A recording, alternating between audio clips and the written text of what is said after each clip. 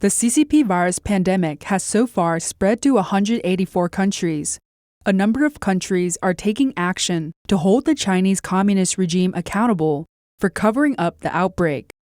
Victims in Hubei Province, the epicenter of the pandemic, also wish to sue the government. Zhanqing, a Chinese visiting scholar in the United States who has been paying attention to livelihood issues in China, recently publicized a lawsuit template to help the victims' families.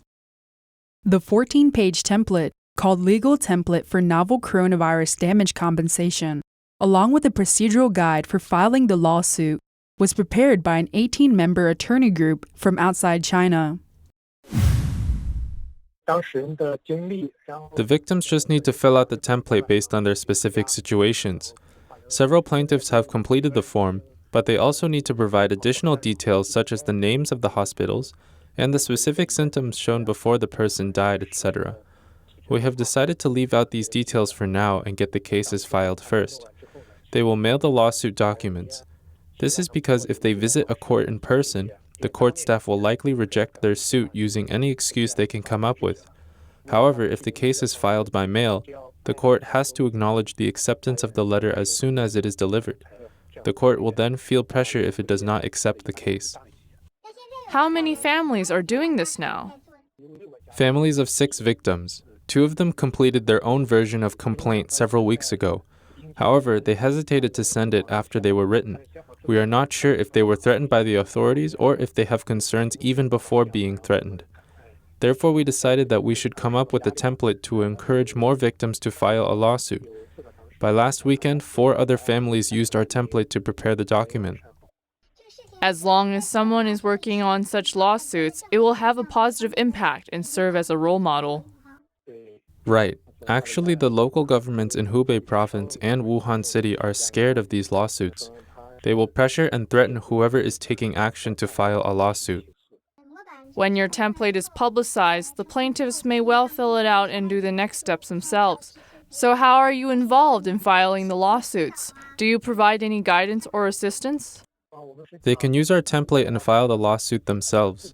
If the victims' families get to see our template, they may want to file it on their own without asking for further help from us. We provided our contact information in the guide. If any of them need our help, we would certainly love to help.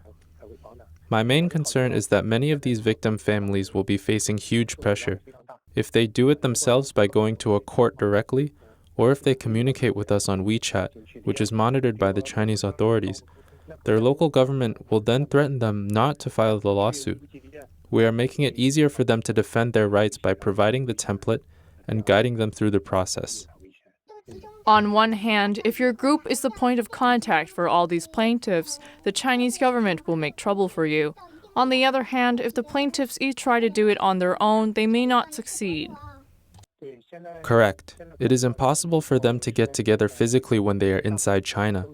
If we form a WeChat group, the group can be dispersed by the Chinese authority at any time. Anyway, it is very hard to provide legal help to this group of people. You mentioned that one of the plaintiffs, Wu Suqin, was approached by his company leaders. He told me that a company leader summoned him, saying that he made a political mistake and that the report Wu prepared was equivalent to attacking the state. Actually, Wu's statement was 2 simple paragraphs.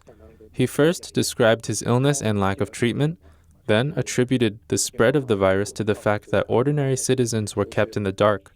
That was it. How could they claim this is political in nature? In Wu's case, it also involves a patient's basic rights to be informed. He sought treatment in a hospital, but was denied access to his medical records and the results of medical exams. As a matter of fact, what the authorities are trying to do is prevent people from presenting these materials in media interviews or using them to file lawsuits to defend their rights. Wu told me his company leader threatened him. The leader said, if Wu continues to seek justice from the hospital, he will either be subjected to administrative punishment or the company will refuse to reimburse his medical costs. Have you yourself encountered any pressure or menace from the Chinese government? Yes. A close friend of mine inside China was summoned by local state security on April 1st and April 18th.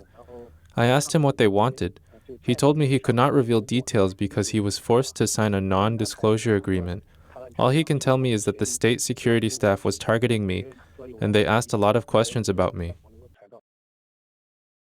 The interview was conducted on April 21st by Hong Ning of the Chinese language Epoch Times.